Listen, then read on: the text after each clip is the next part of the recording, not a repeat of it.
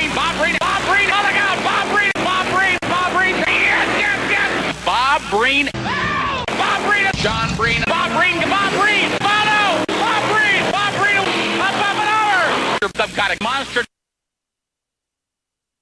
Oh my God, Bob Breen. Welcome to the next generation in motorsports podcasting. This is Crush This, a monster truck podcast. And now your hosts, Brad Shaw and Dan Agosh.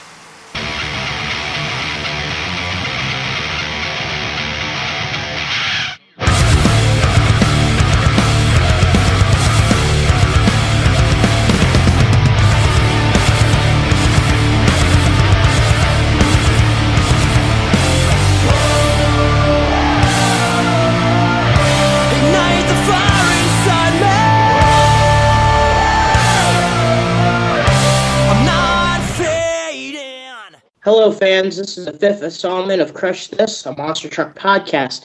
This week we're going to do something completely different than our normal driver interview, and we're going to be introducing two of our members here in a roundtable discussion, about first quarter after 3 weeks, and also just general monster truck talk.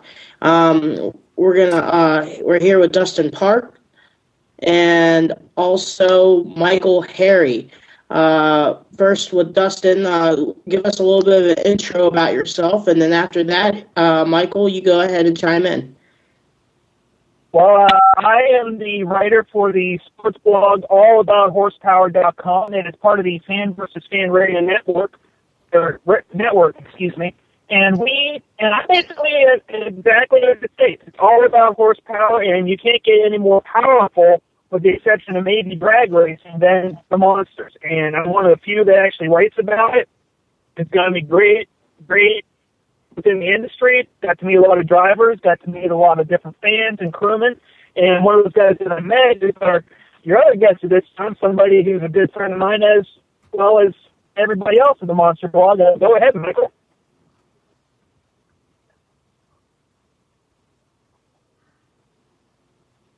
All right, I'm Michael Harry. I've been photographer of Monster Blog for about 5 years. That started in through Dad, who had been taken for at least a good 5 years before that. And I'm just happy for the website, happy for Ross and all the other guys, Colby, Kanan, and Chris, and Danny, and everyone else who takes pictures and videos for us and keeps us going, being one of the number one coverage websites out there for the monsters. I'm happy to be here. All right, cool deal. Want to open up this topic, and let's talk about let's go with open discussion. A perfectly good discussion. Bigfoot 21. Out of one show out of the box and the video that people have been showing and the testing that the truck has came out, what do you think right now that truck is, and how do you guys think the truck will be in the future, especially in the Jamboree series? Michael, let's start off with you. Well, I know that I'm hitting at least Indy and Lima for the Jamborees, and I know that Dan's going to rock that chassis the entire season. It's the next step in monster truck technology, taking it a step further than even the newer style chassis that the Saigon Shaker and most of the Feld chassis are running on now, and it's bad. I've heard it, I've seen it in video, and it's bad. You know, the one thing that I know about 21, and I talked about this with Colby a little bit, is that whenever, even in testing, and now that I've seen it actually compete on video, that truck reminds me a lot as far as the handling characteristics of Ryan's Son of a Digger. It sits low to the ground, doesn't move a whole lot, but the suspension is unreal.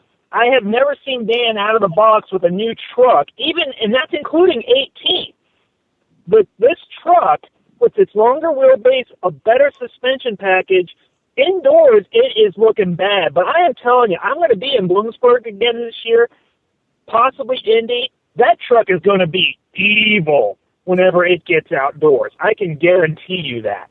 Well, I this is Brad here, by the way. I said in an earlier episode, I think it was like our first or second episode, that this is their, I believe it's their second time with the concussion chassis. But in the in between, they've had a CRD in their midst. So I feel like they've in a way combined, a Patrick, a concussion, and a CRD because, like you said, that truck lands exactly almost like Son of a Digger. It handles very well. And I think compared to 18 to this truck, it's like day and night. Dan seems like he's more comfortable in this truck with the suspension package, with the engine package, and everything. So, do you guys think that this 21 truck has a really good chance for Dan to take another four-wheel Jamboree championship, not making another run like the Hall? I mean, the Hall brothers are starting to do another run like they did in the early 2000s to when Rente won with 16. So you guys believe that Rente actually has a pretty good chance to win the racing championship for the four-wheel Jamboree? No doubt. No doubt on that. Absolutely, I agree with that. But I also add another point to that.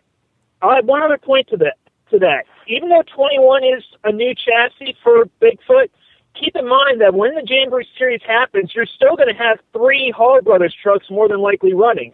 And Mike Miller is now also running a chassis that's similar to Mark and Matt in their Raminator and Ramunition. So you're going to have 3, basically in essence, 4 new chassis running the Jamboree. Just 2 of them are going to be a year old. So once that outdoor season begins, this is going to be very intriguing. And Dale Benier's back running too. Hall Brothers have a Ford truck this year now, so I'm expecting Family Events to pick that up real quick and have 4 Hall Brothers trucks there. So another thing that came about was the Carolina Crusher that came about for this year at Trenton. I know a lot of people seen pictures of it on Facebook, on Instagram. How do you guys feel about good old Gary and his Prestige Old Love? Well, I'll start this one off. I'm happy for Gary. Feld is appreciating his history in the truck, and, it's a new piece for him. Not the same body as he ran in the 90s, but, for a fan that likes the old school Penda series, TNT days, what have you, I'm happy. He's getting a chance because he was in a Digger for all those years, and I don't feel the Digger persona fit him, because I believe that his nickname was Mr. Consistency. And the Digger nickname just goes with destruction, it seems, but him being back in the truck he started his career in is what needs to be. And Dano dropped again. What the heck? Just keep going. It's where just keep going. I was gonna say it's where he needs to be. It just fits like I said, it fits like a glove. And for all those old school fans, me, Michael, Brad, Dick, and Dan, and everybody, it just feels right. I think it's the best way to do it. Is it the classic Chevrolet body? No, but put it this way: it's better than nothing. And Michael, your thoughts? I'm real happy with Gary getting his Carolina Crusher ride back. When I was little, now this was not as long ago as some of these guys. It was back in '96. But when I was little, Gary Porter was one of the first guys I ever saw run, and I was always one of his biggest fans. The Carolina Crusher was always my favorite shirt, and I had to wear it every time I saw him. And I'm so happy that he got his Digger ride back. And from what I've seen from it so far this year, he's been blasting around the track faster than he has, going higher. This suits him for one of his last years, and I'm so happy he's got it back. All right. I mean, that'd be pretty cool to see him live, and hopefully makes it to the World Finals.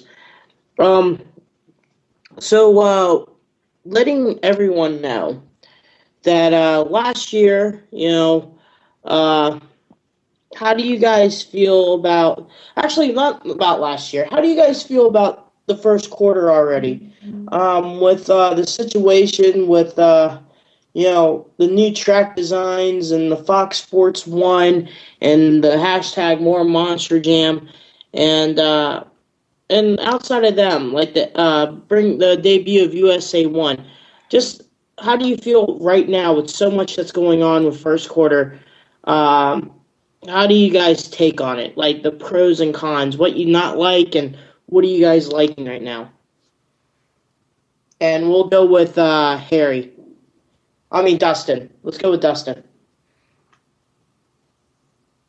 Well, in a way, there's both good and bad. It's, Monster Jam obviously starts the year out really big with a lot of big events. But I think the fact that they pushed this More Monster Jam tour so much makes it more intriguing because of the fact it really is a competition.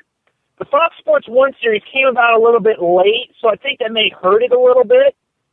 But I'm telling you right now, the most intriguing series so far right now is that More Monster Jam series because the drivers that are in it, they have to literally swap between vehicles within, minutes.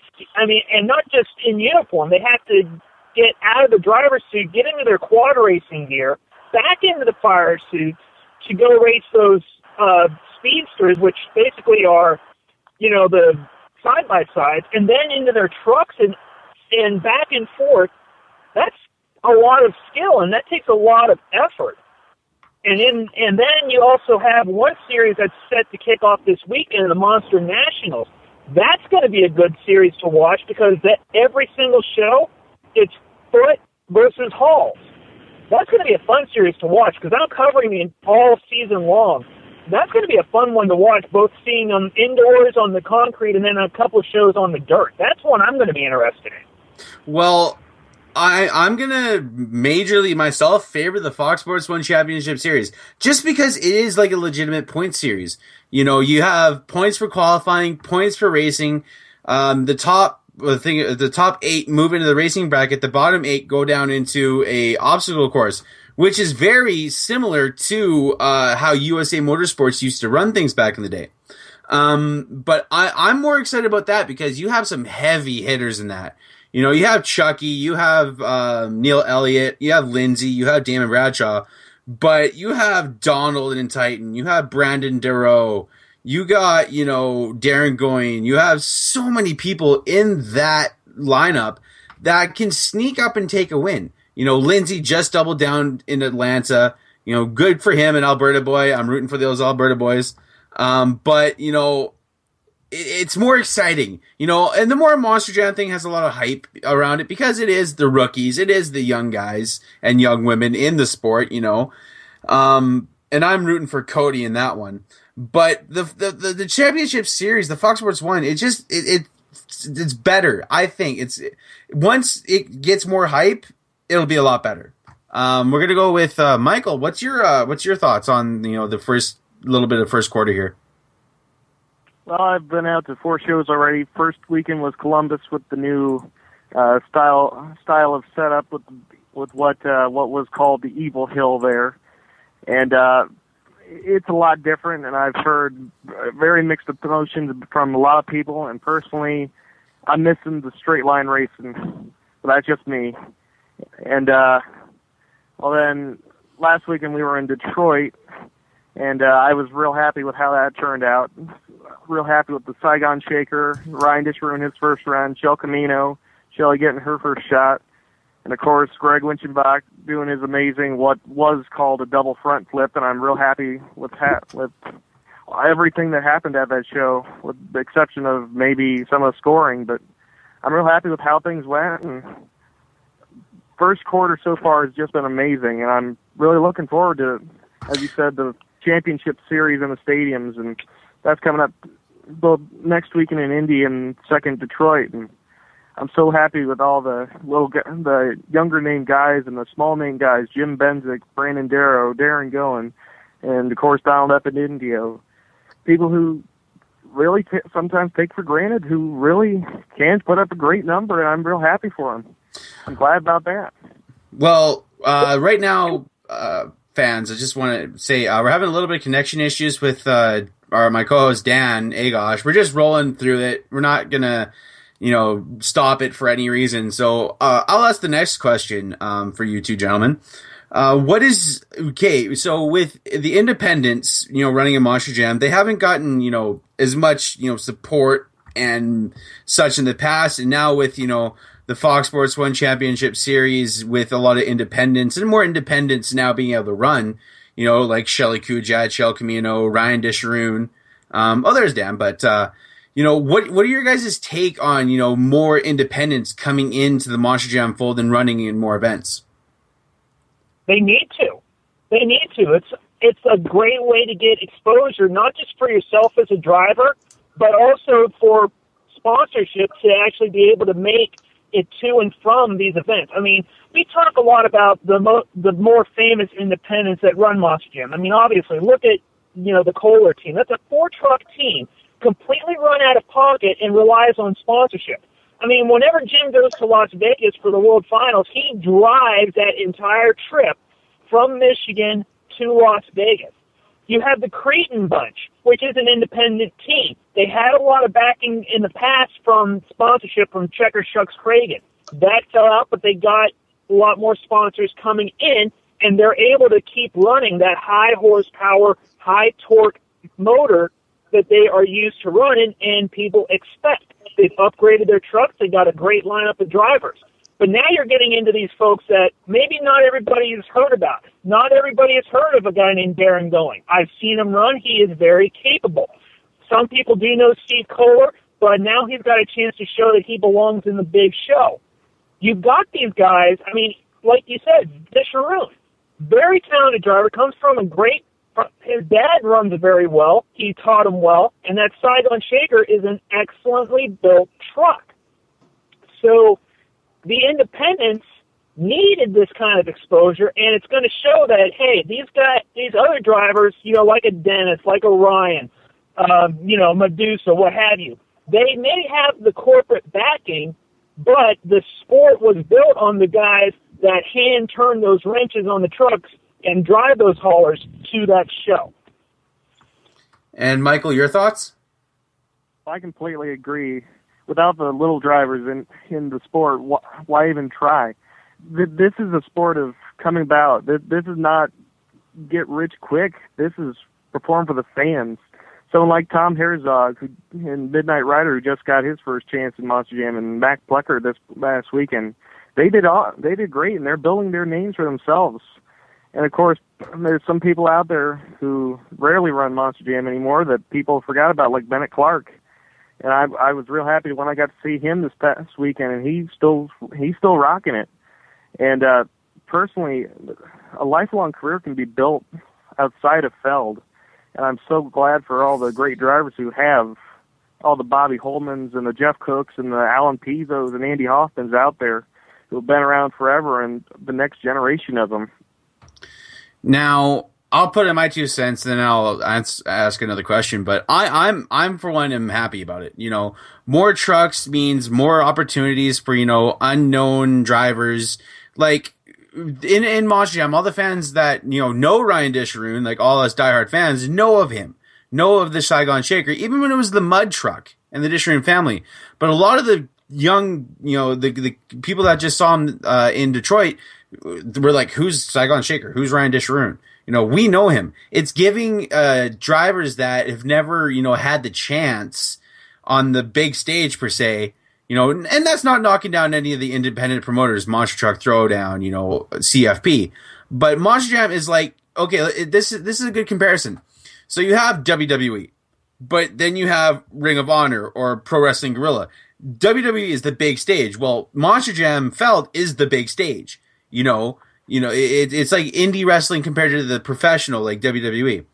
And I don't know if that's a stupid, comparison, but it's true. But, I'm very excited, to see, all these up and coming drivers get a chance. But my next question for you guys is, this is a big topic that, gets debated on day in, day out with monster trucks. Bigfoot and Monster Jam. There has been rumors of, why they don't run together. Bigfoot has put up feelers to Feld. Feld doesn't want to accept. What's your guys' take on this? Because this is a huge topic, and we're going to start with Michael on this one. Oh, well, I'm scared to answer. Personally, it's just a misunderstanding. It's two powerhouses trying to butt heads. That's the best answer I can give here. Feld doesn't want to do things Bigfoot's way. Bigfoot doesn't want to do things Feld's way sometimes, and I can't go past that. That's all I have to say on that. Dustin? I think the key thing that I will emphasize, I don't get involved in this debate a lot because a lot of it comes from these newer fans that know of Bigfoot, but then they ask that question. I first got into being a fan of monster trucks in 1990. I was 5 years old at the time. There really was no quote-unquote monster jam as we know it today. But today's generation of fans only know Monster Jam as it is today. So whenever somebody asks me that's a younger fan and wants to see Bigfoot in Monster Jam, I tell them this answer. Bigfoot does not need to run Monster Jam. And Bob Chandler has said he does not like how that promoter does it. He will not say them by name. He does not like how they run things, where he said, quote unquote, it's like they purposely wreck their trucks. And Mark Hall told him anybody can do that. Bigfoot does not need to run Monster Jam. I mean, think about this. This year, that team is celebrating 40 years in this industry. That is unreal for any kind of team to be around that long in a motorsport. That's longer than some teams are around in NASCAR. That is proof that Bigfoot does not need to run Monster Jam. I think in another aspect, Monster Jam does not need Bigfoot because they know what they do. They don't want somebody else coming in to say, "Well, I want to try something different," and then they say, "Okay, they did something different. Let's apply it." They don't need to do that. They know what they do. You have, in essence, it's like the Super Bowl. You have the AFC and the NFC. They're going to butt heads, but in this case, they don't need to. Monster Jam doesn't need Bigfoot, and vice versa. That's the way I tell. Well, I have to disagree with you on that because I feel like Bigfoot and Monster Jam would do very well together. Don't sell their operation to Feld, but still run as independent. But they can make a lot of money with each other. Think about it. Bigfoot versus Max D. Bigfoot versus Gravedigger. The showdowns that a lot of people miss. And they've run over the past couple years together with, certain promoters, special events. But I feel that they can make a lot of money with each other. And it'd get Bigfoot a lot, because a lot of people know Bigfoot, monster truck fans. But it'd bring Bigfoot, to that another level now. I feel like since the years have gone on, Bigfoot trucks have gotten better. Their driving styles have changed. Look at Larry Swim. Put Larry Swim up against Dennis and Tom, for goodness sake, in freestyle at least. Larry would be up there with those guys. Even Dan Runty in racing skill alone. I feel that they'd work very well with each other. It's a hot topic, and, as much as a lot of people want to see it happen, I honestly don't think that it will. No. And I hate saying that, but I just don't think it's going to happen. Hey, we'd also like to. Oh, sorry, but we'd also like to welcome Dan Agosh back on the show. He's having a little bit of internet problems down in Houston where he's at. So welcome back, Dan. Thanks. I hate hotel internet. Like I said, fans, we're just going to keep rolling on this one. This is uncut, so. So Dan, just to recap we've talked about Bigfoot and Monster Jam and Independence. So start us off with the next question. I actually want to hear what Michael has to say. Go ahead, Michael. Got me to the quick. Okay. Here, I jumped off the crazy train. Where even was I? Where am I? I think I'm on Crush there. I was going to say, Michael, did you lose your spot? You brought Dan on, and all of a sudden we all lost our minds. I'm on Crushes. I'm on the #1 monster truck podcast online. You're too kind. You're too kind. All right, have you guys talked about USA 1 yet? Not yet. I was going to get to that next, so why don't you just ask that, Dan? No, go ahead. If you guys saw USA 1 debuted last week in Augusta, Georgia. And how do you guys feel about this truck? And is it going to stay there for a while, or is it going to be another one-and-done bust like it has been ever since 1991? Well, I'm for one, I'm torn, but I'm happy. I'm happy that the name is back and, it's on a Chevy, but I got to say, they could have chosen a better chassis color and such. Like, having that kind of bronzish, goldish color, whatever is on there, it doesn't work. Have it black with just gold rims, not the same chassis color that's on the rims. Just black chassis, simple, simplistic decals, like the old USA 1 used to be. Like I said, I'm happy that the name's back, but I feel that they could have done a little bit better on the design. Well, USA 1's always been about simplistic, and it's a special thing, so let's just make it all the special colors. They brought the gold into the chassis. They're making it something that's unique. I know that, I'm going to get back to Bigfoot in a second. They just put out the silver chassis for Dan on 21, and no one's running the gold chassis, so why not? I mean, and of course Roger Gouger, the old Quadzilla driver, I'm real happy that he's got a full-time ride and a good gig going now. I think the key thing that's important about this aspect is that new fans get to experience and understand what USA 1 means in this industry. And I've talked to Everett on numerous occasions, and he's tried so hard to put feelers out to get the USA 1 name back out here competing. But it seems like every single time it didn't happen. And it's cost him a lot of money to keep that truck running, to try and do things. I mean, we remember a few years ago whenever they did like the old school idea shows where he brought the truck all the way down to Georgia. The truck that won that 88 championship and showed it off did a little bit of car crushing. But later that year, that series fell through. He ended up losing that aspect.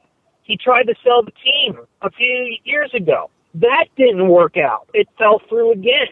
He's tried so hard to get that USA 1 name back in this sport, and to finally see it happen, that is big. Do I like the look of the truck?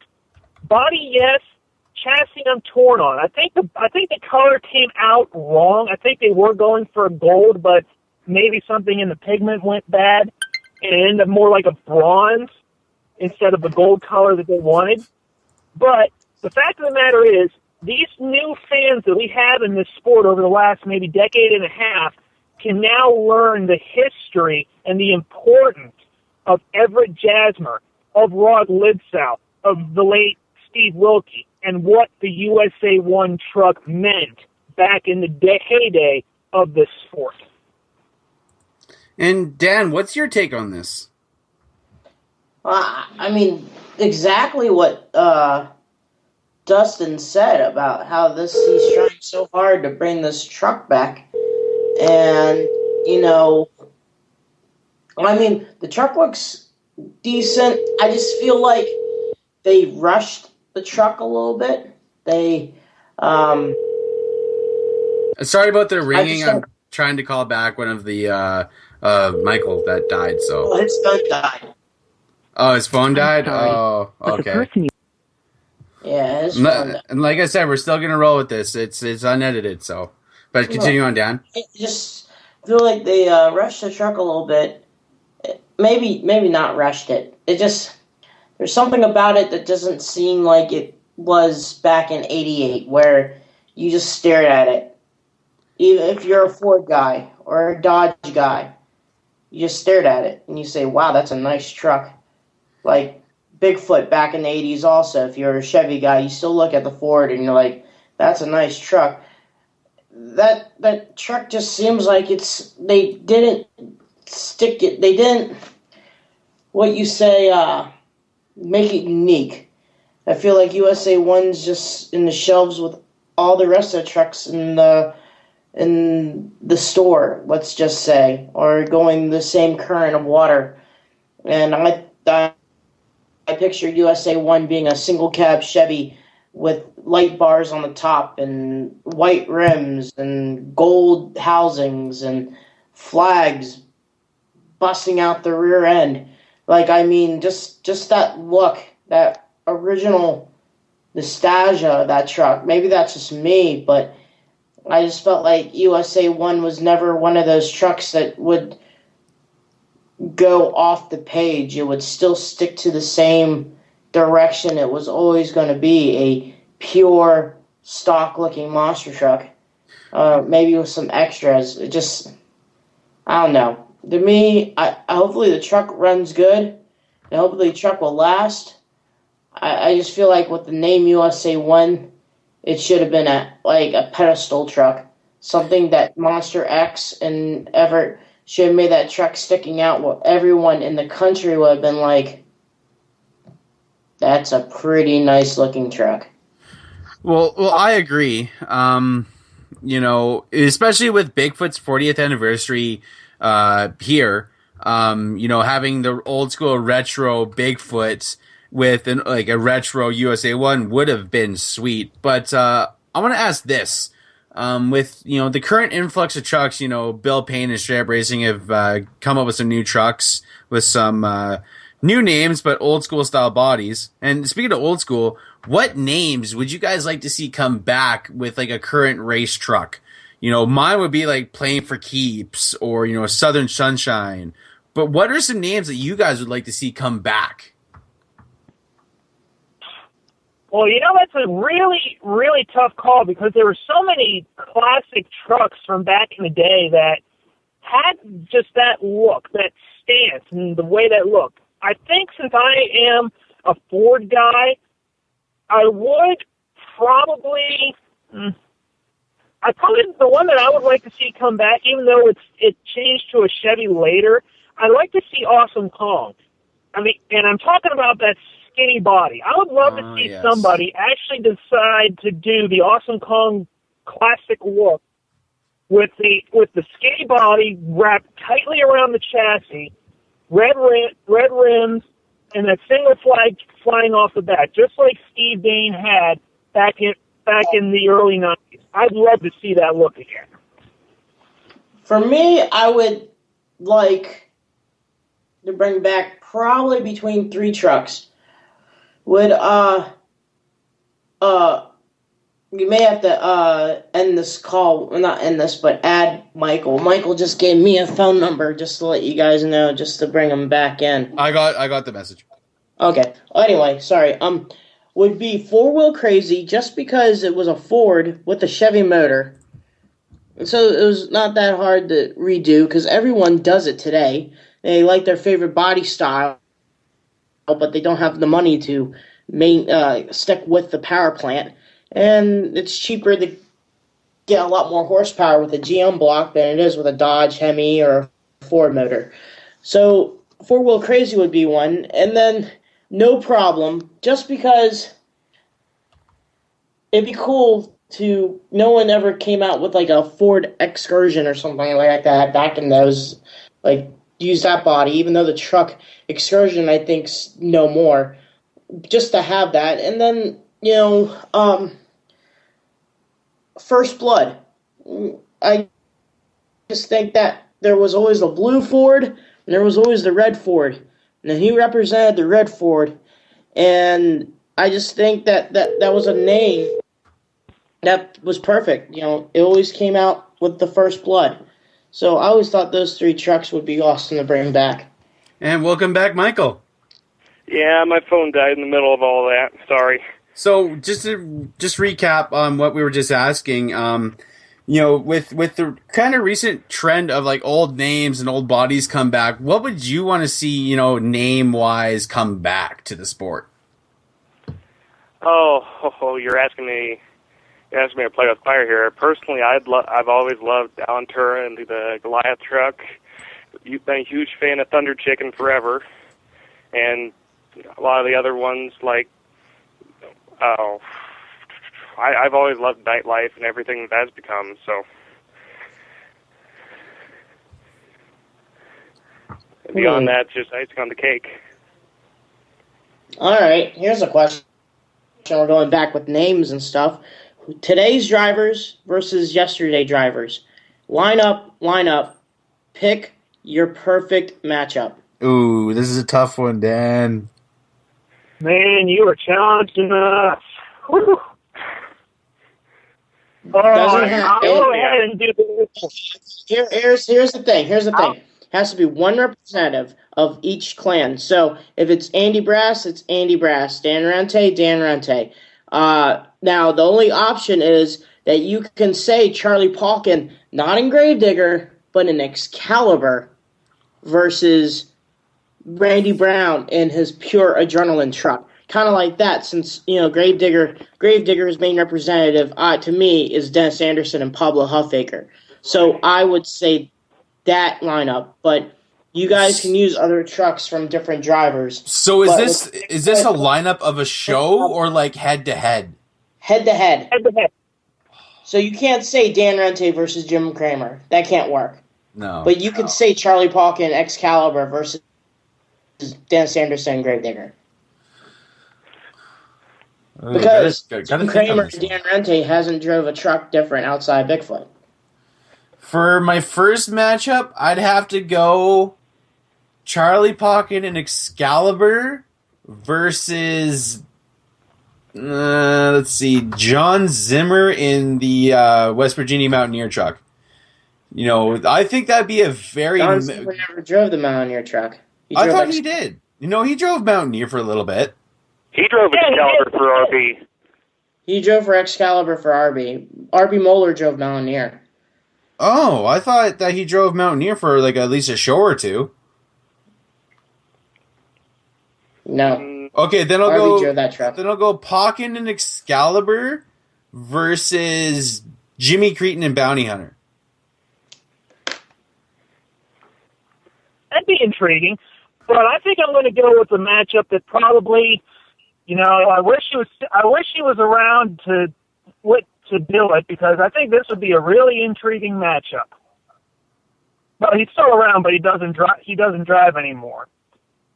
I personally think I would see Rod Litzow, who at times had a wild ride in his truck during especially the '89 season. But I want to say Rod Litzow versus Larry Slim. Ooh. Dang, that's a good one. You put that up there. Yeah, I did. I thought about that for a lot of years, and keep in mind that the '88 truck was a wild one to say the least. I mean, with it being a stock frame and then so narrow, so in the later seasons, that thing was a beast. I mean, you can even just throw as a second one, put Steve Wilkie in there and go against Larry Slim. Both would be extremely fun to watch. All right, now Michael, you. I'd love to see Gary and his tube chassis, one of his original tube chassis, going up against Mr. John Zimmer in late stage Excalibur Shock Therapy or early Gravedigger. Ooh, that's another good one. Dana, what about you? What's your number one? My number one matchup would have to be Andy Brass versus Tom Meents. Ooh, that's another good one. I just thought of another good one.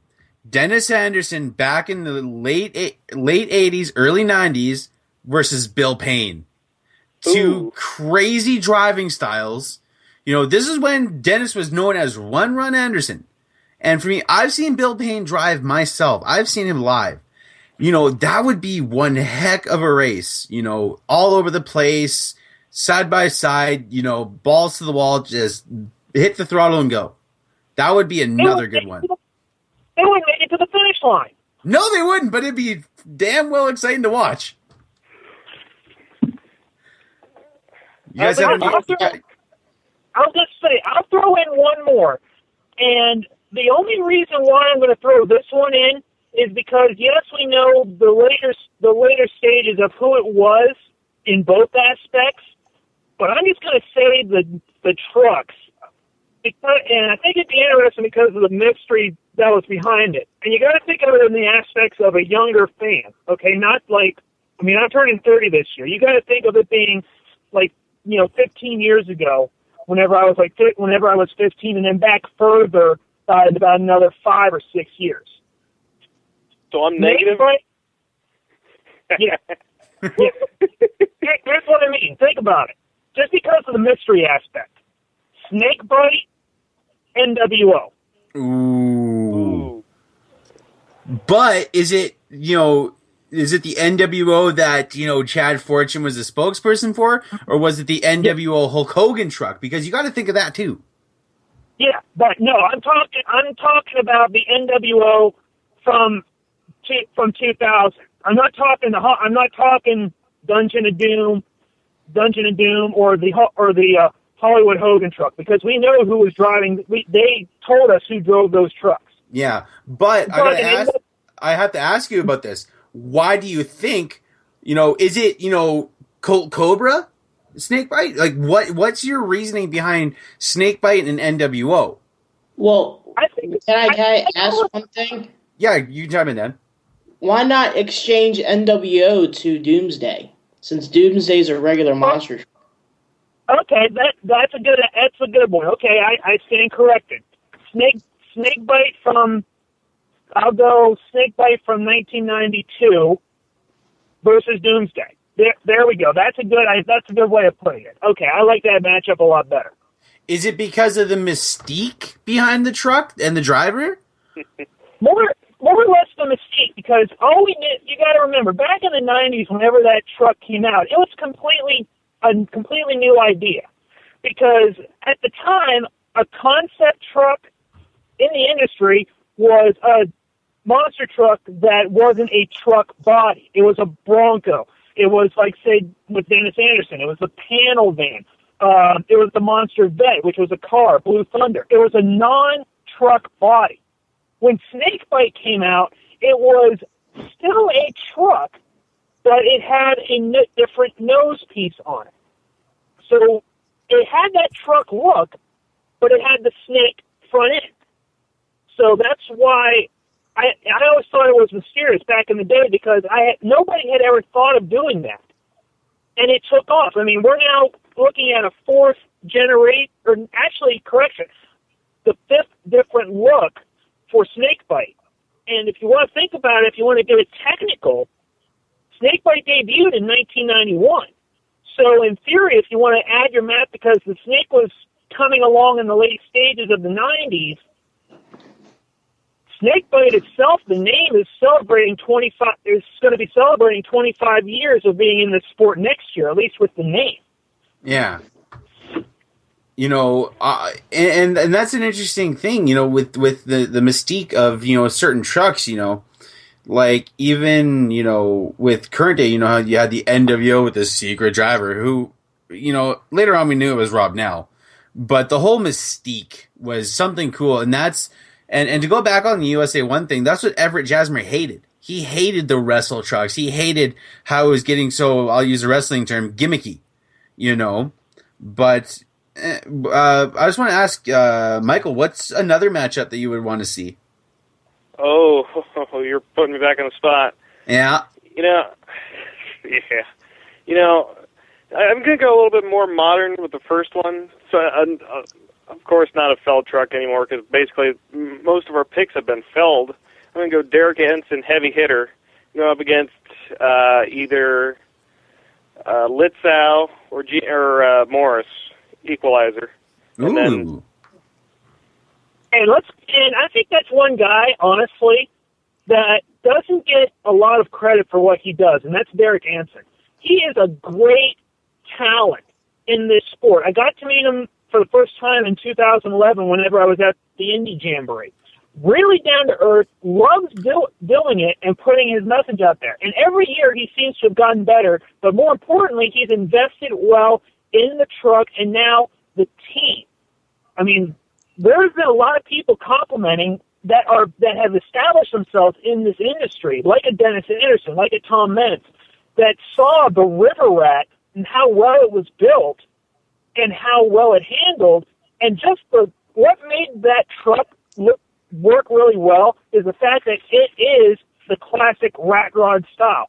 Flat black paint, red chassis, red rims, white walls. It had it wasn't old school, say, chassis-wise, but it was an old school back in the heyday of hot rodding craze.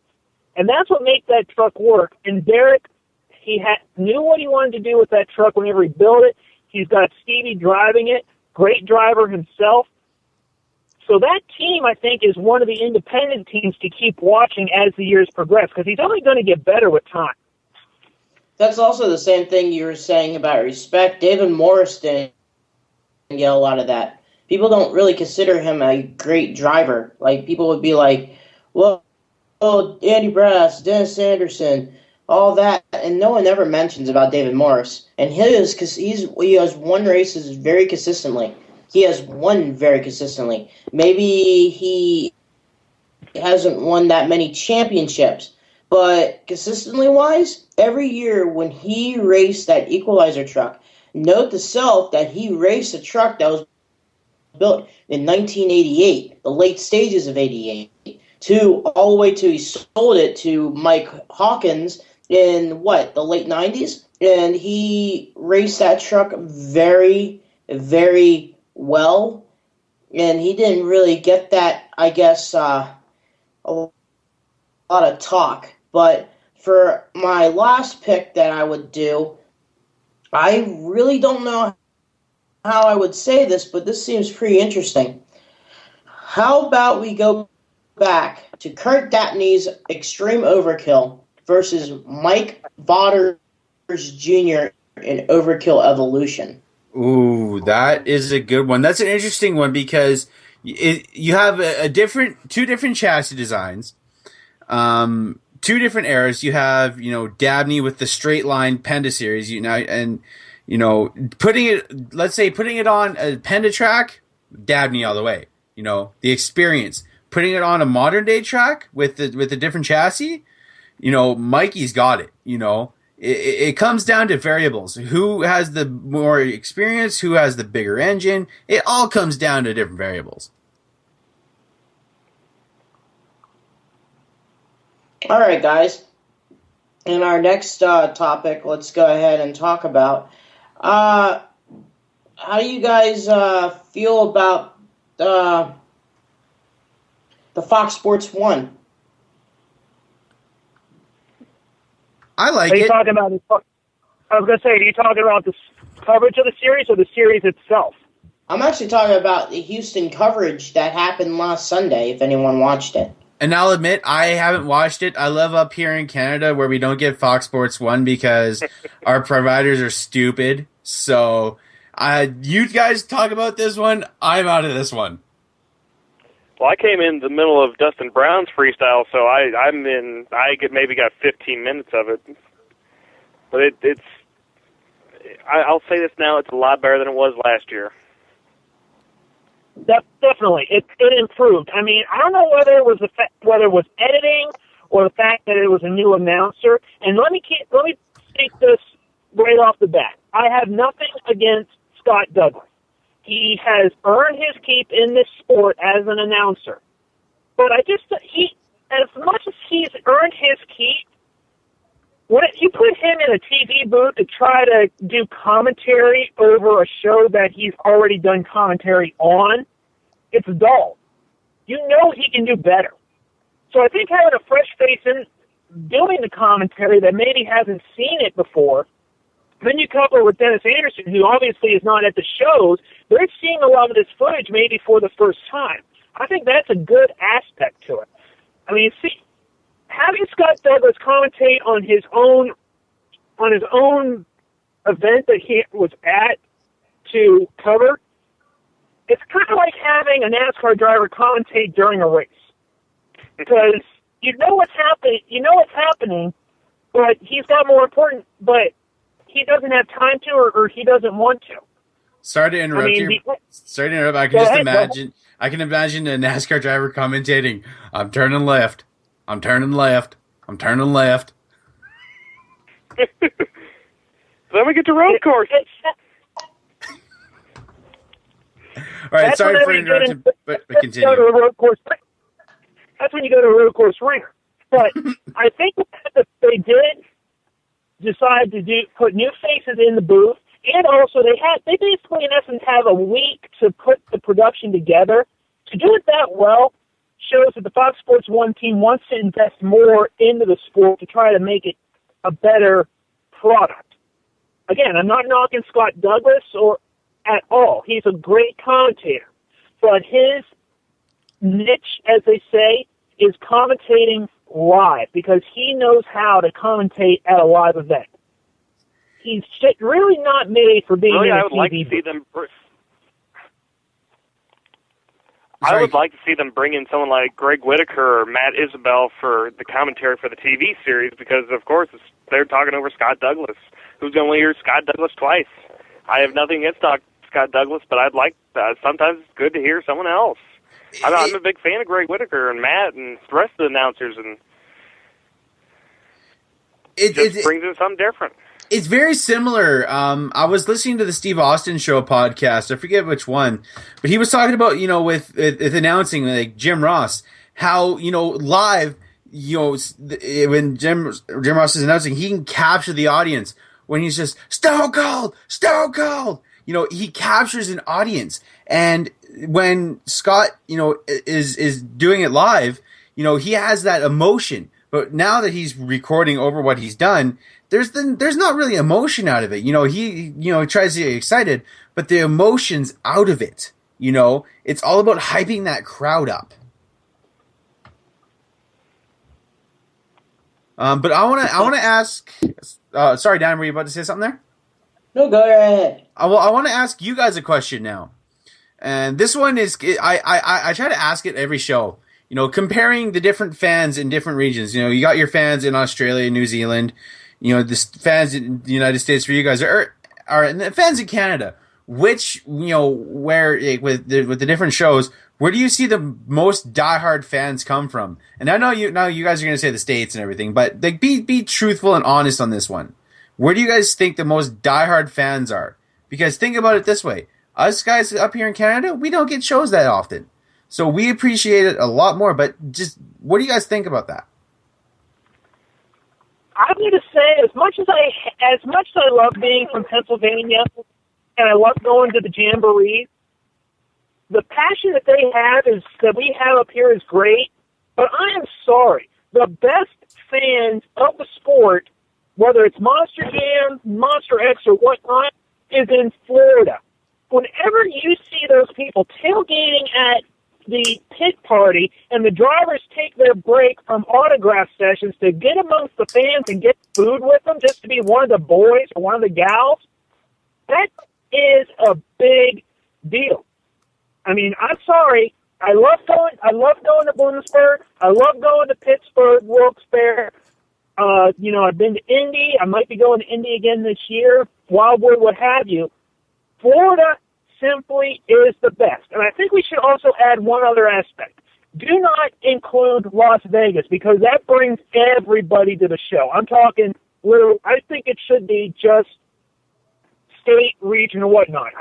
Don't include Las Vegas, since everybody comes to that event. Yeah.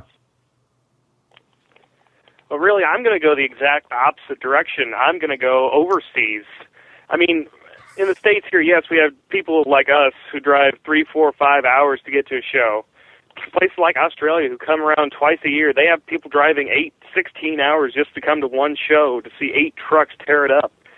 And it's weekends long, but it's bringing in a huge crowd from literally all over the continent.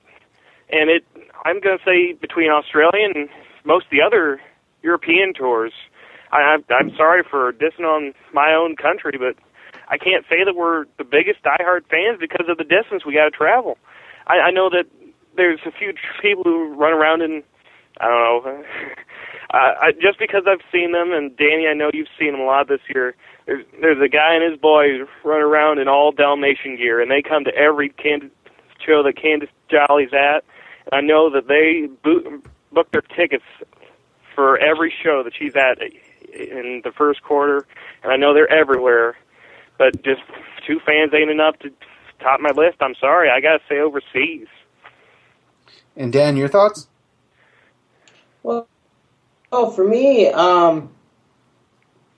it's really hard to say because the fans I have seen that's been really crazy is down south, like in the bottom part of Texas, and those guys that just overpack the area. Going to San Antonio, out of nowhere, we have 2 book shows, and they're already sitting down in their seats as soon as an hour before showtime. I say that I have to agree with Dustin that Florida has huge crowds, but then again, I have to agree with Mike because overseas they don't get that a lot. And I have to agree with you, Brad. Canada doesn't get a lot.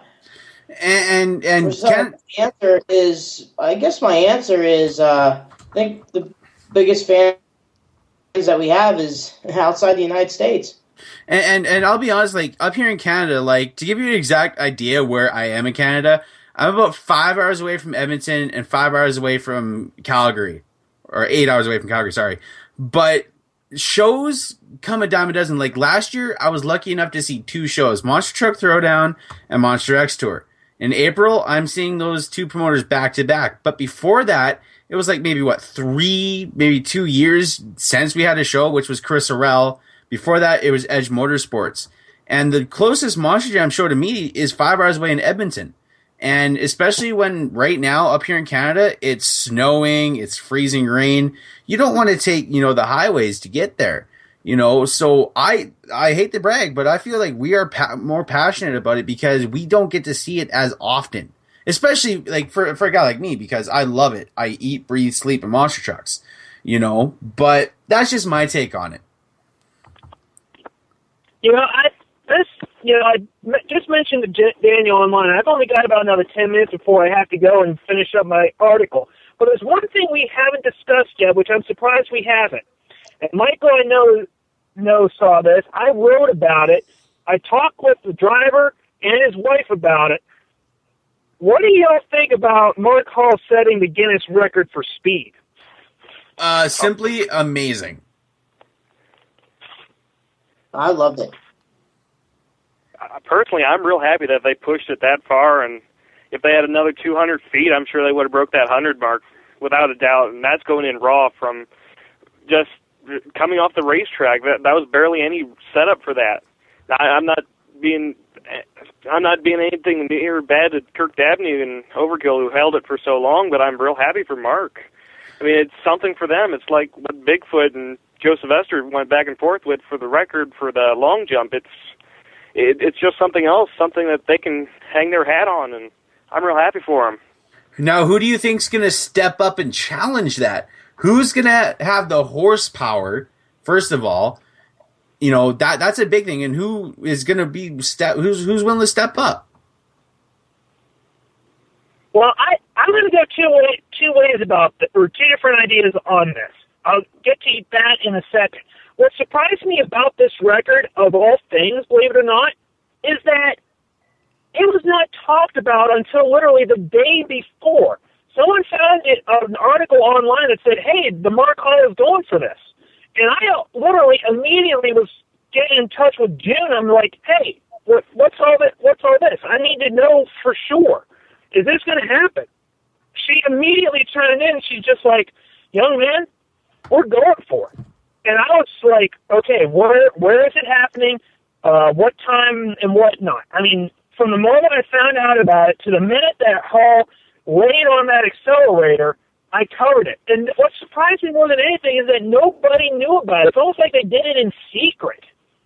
But then once it got out, look at how big it blew up. Chrysler was all over it. The Speedway was all over it. Guinness, obviously. The monster truck industry was buzzing about it, and that is huge. Hall has done everything in this business. Well, I think, despite all those titles, despite all those awards, that world record is his biggest accomplishment.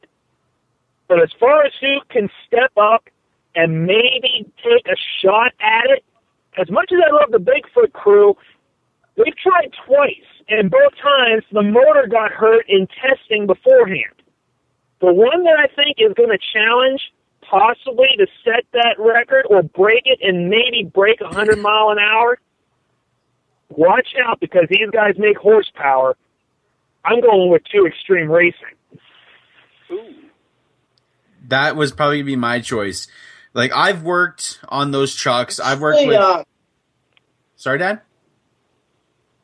I was going to have my answer, but my answer for the fastest monster truck would be would give a challenge would not be your 2 traditional monster trucks. I think Bigfoot, with its Bigfoot 20 battery power truck, because that truck just goes off with battery power. There's no end to it. You put a lot of battery juice into a truck like that, it gives you direct power. Direct power goes off. Then the other truck I would see that would probably give a challenge would probably be Dave Rosera's and his XDP monster truck. He's with a sponsorship group that knows how to get speed out of a truck because they have a world record or a world popular drag racing diesel truck. And they also, XDP helped out with Bang, also ran in the salt flats to have a world record in a diesel truck. So, and with a diesel monster truck, he's going to go nonstop.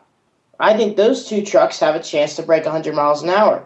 Yeah, they're not traditional, but just remember, a traditional monster truck's a big truck with 66 inches tires. It doesn't matter what type of power it runs. You know, you're sorry to interrupt, but your answer for Bigfoot 20 is very weird. Like, so I know a little bit about the battery powered, craze right now. Big Daddy Don Garlitz is trying to be the first to, I think, go 200 in a battery powered dragster. But, you got to think of like a torque curve. You have a lot of power, but you look at a motor like what Jimmy Cretin is running, or even Alan Pizzo running, like 2,000 horsepower. Like it's basically a top alcohol dragster motor inside of a monster truck. Bigfoot 20 might weigh a little bit less, but in the long run, in the big end, I feel that a Cretin truck would be faster.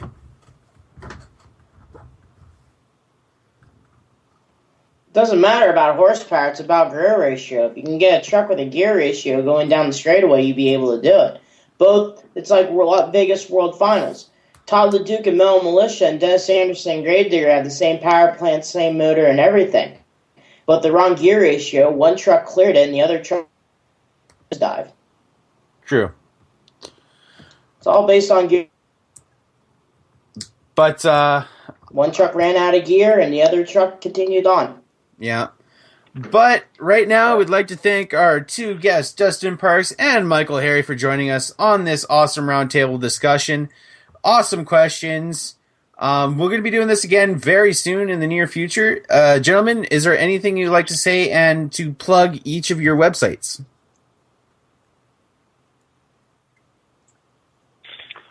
Well, I guess I'll just be happy and say thank you guys for having both of us. Catch me on there this weekend. All right, one at a time. Go ahead, Michael. You have more experience than I had. Well, I've got, this weekend, obviously, since I'm really good friends with the people at Family Events, I'm going to be covering the Monster National Series. I mean, they've got 5 big trucks, Raminator, Ramunition. Rick Long's coming out with the Lucas Oil Bigfoot, number 15.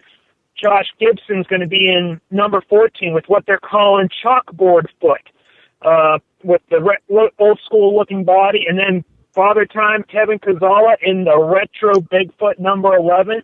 It's going to be a good show this upcoming weekend. Follow me on Twitter. It's all horsepower. I'll have all the results posted. They're going to keep me updated, and this is a lot of fun. This is usually what I do with my regular podcast every couple of weeks, Lug Nuts and Horsepower. I'll be able to send links a little bit later so that you guys can tune in. And, it's been a lot of fun. And, I'm nice to talk to Michael again. I haven't seen him for a couple of years. Hopefully I'll catch him at another show later this season. And it's been fun. Glad to be on the air with you guys.